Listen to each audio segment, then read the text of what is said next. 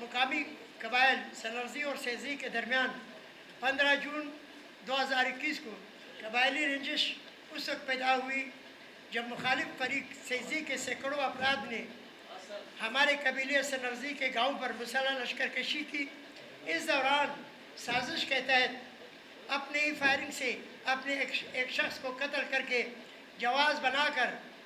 زیارت شہر میں موجود قبیلہ سنرزی کے اکثر جائیداد، دکانات، ہوٹلز، ریسٹ ہاؤسز پر حملہ آور ہوئے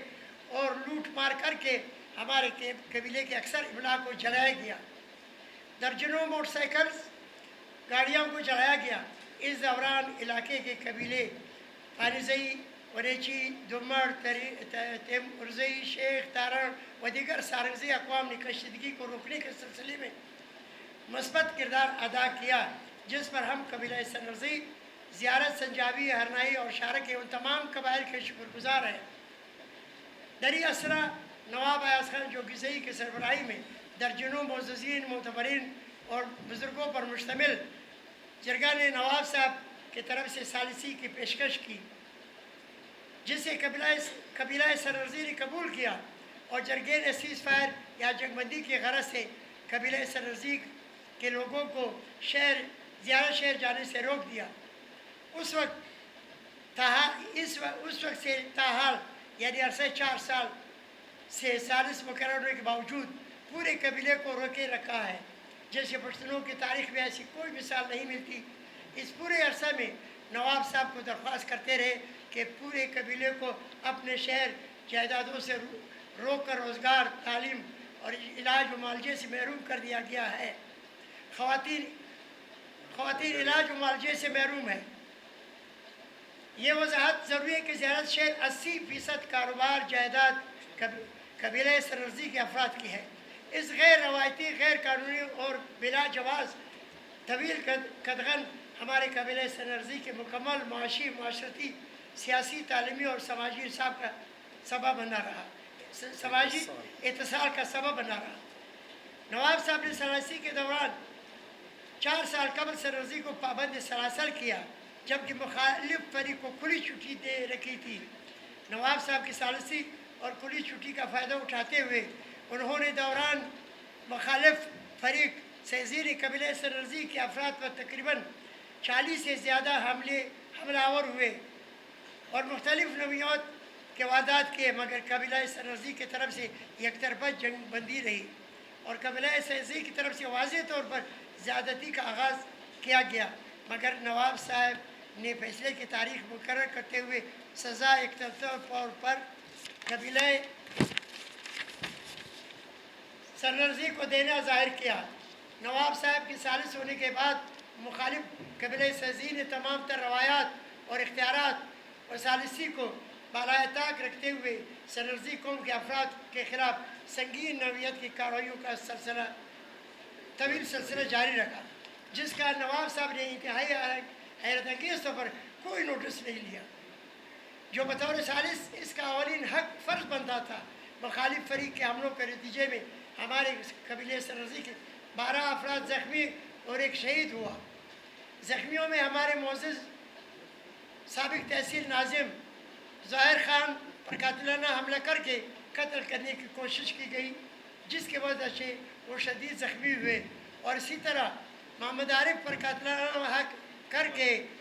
قتل کرنے کی کوشش اور اس کو 5 گولیاں لگی، مگر اللہ نے بچایا۔ اس کے علاوہ سمیع اللہ، عمران خان اور عبد المناف اور دیگر کو شدید زخمی کیا، اور پچھلے سال عید الاضحیٰ کے بعد ملزمان کو شہید کر دیا۔ ہر عملہ آور واردات کے بابت پوری طور پر نواب صاحب اور اس کی کمیٹیوں سے رجوع کرتے تھے، مگر کوئی سنوائی نہیں ہوئی۔ ہمارے قبیلہ سنرزی کے خلاف ہونے والے حملوں اور وارداتوں میں نواب صاحب مکمل خاموش رہے، جس سے بطور ثالث اس کی جانبداری ظاہر ہوتی رہی۔ زیارت شہر میں قبیلہ سنرزی کی تباہ شدہ املاک کے نقصانات کا تخمینہ سرکاری کمیٹی نے کمشنر ڈویژن کی سربراہی میں 32 کروڑ سے زیادہ لگایا، اور پچھلے سال کابینہ نے جب ہمارے قبیلے کی طرف سے نقصانات کے ازالے کے سلسلے میں درخواست کی تو صوبائی کابینہ نے 7 کروڑ روپے کے لگ بھگ رقم منظور کی۔ اس رقم میں زیارت شہر میں قبیلہ سررزی کے جائیدادوں سے متصل دیگر قبائل کے جائیدادوں کو بھی نقصان پہنچا تھا، حتیٰ کہ مخالف قبیلے کے بھی چند دکانیں نقصان پہنچا تھا، اور یہ رقم سب لوگوں کو ان کے نقصانات کے مطابق کم یا زیادہ صوبائی حکومت کی طرف سے عطا کیا گیا۔ نواب صاحب قبیلہ سررزی کے وفد سے اکثر و بیشتر صوبائی حکومت کے نقصانات کے ازالے کے سلسلے میں ہونے والی رقم پر گلے شکوے کرتے رہے اور ناراضگی کا اظہار کرتے رہے کہ ہمارے سمجھ سے بالاتر ہے۔ نواب صاحب حیران کن طور پر سرکاری تاوان کی رقم اپنے ہاتھوں سے تقسیم کے خواہش کا اظہار کرتے اور خواہش کے پورا نہ ہونے پر اپنے غیظ و غضب کا اظہار کرتے پائے گئے، جو ان کے شاہنشان کے خلاف شاہنشان نہیں ہے۔ یہاں یہ امر بیان کرنا انتہائی اہم ہے کہ اس پورے 4 سال طویل عرصے میں نواب صاحب نے بذات خود نہ فریقین کے بیانات، نہ دلائل سنے، نہ شہادتوں کا جائزہ لیا۔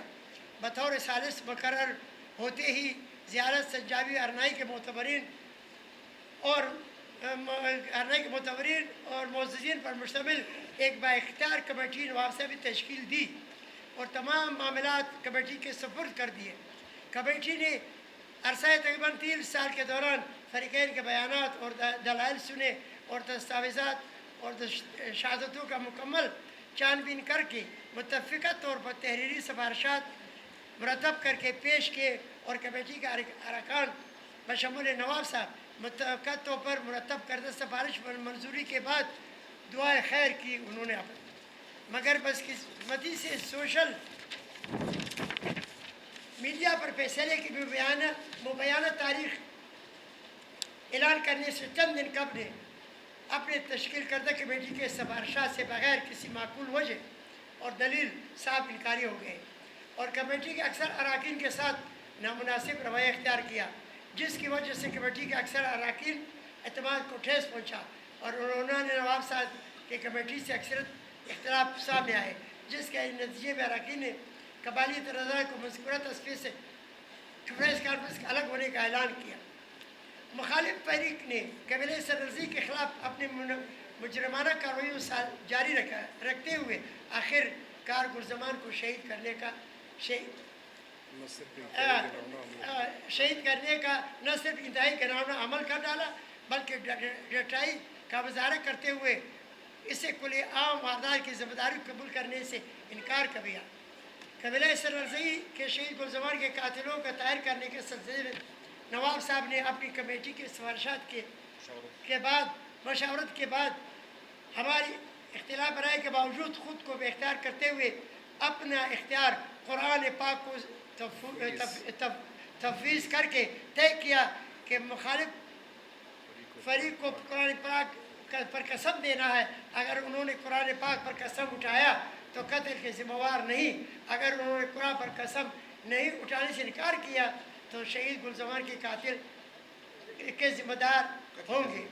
قتل کے ذمہ وار ہوں گے۔ جب مخالف فریق کو قرآن پاک پر قسم اٹھانے کی نواب صاحب کی طرف سے پیشکش ہوئی تو انہوں نے قرآن پاک پر قسم اٹھانے سے انکار کیا، اور قرآن پاک کے فیصلے کے مطابق شہید گلزمان کے قاتل قتل کے ذمہ وار ٹھہرے۔ مگر نواب صاحب نے فیصلے کی مبینہ و متنازع تعریف کرنے سے قبل 3 دن قبل کمیٹی کے اجلاس کے دوران قبیلہ سررزی کے نمائندہ وفد کو بھی اپنے دفتر بلایا، تو اس وقت معلوم ہوا کہ نواب صاحب انصاف کا تقاضا پورے کرنے کے بجائے بلا جواز غیر شرعی غیر قانونی طور پر اپنے طے کردہ قرآن پاک کے فیصلے سے پلٹ گئے۔ اسی اثنا میں کمیٹی کے اکثر اراکین اور نواب صاحب کے درمیان اختلافات بھی سامنے آئے۔ کمیٹی کے اکثر اراکین نے نواب صاحب پر عدم اطمینان کا اظہار کیا، تو ان حالات کے ناظر میں بااختیار کمیٹی سالی اسی کی طرف سے نواب صاحب بے عدم اتقاء کی بات، چونکہ نواب صاحب اور اس کے قائم کردہ کمیٹی کے موقوف میں واضح تضاد سامنے آیا۔ نواب صاحب نے وقت سے پہلے اپنے قائم کردہ بااختیار کمیٹی کے سفارشات پر دعائے خیر کی گئی تھی، کو یکطرفہ طور پر متبادل سفارش دیے بغیر یکسر مسرت کر دیا۔ حالانکہ نواب صاحب نے بذات خود یقین فریقین کے دلائل، دستاویزات، اسبات کا کوئی جائزہ نہیں لیا، اور نہ ہی سنا تمام تر فیصلے ثالثی کے سفارشات بااختیار کمیٹی نے مرتب کر کے تکمیل تک پہنچائے تھے۔ نواب صاحب کی طرف سے بااختیار کمیٹی اور مرتب کردہ ثالثی فیصلہ جات کو مسترد کرنا پشتون جرگہ روایات کے سراسر نفی ہے۔ اس وجہ سے دیگر پہلے بیان کی گئی وجوہات کی بنیاد پر آج قبیلہ سنرزی کی طرف سے افسوس اور باری دل کے ساتھ اور بامر مجوری نواب ایاز جوگی جی کو جو فیصلہ ثالثی صادر کرنے کے لیے دیے گئے ثالثی کے اختیارات واپس لیتے ہیں۔ کمیٹی کے اکثر اراکین عدم اطمینان اور فریقین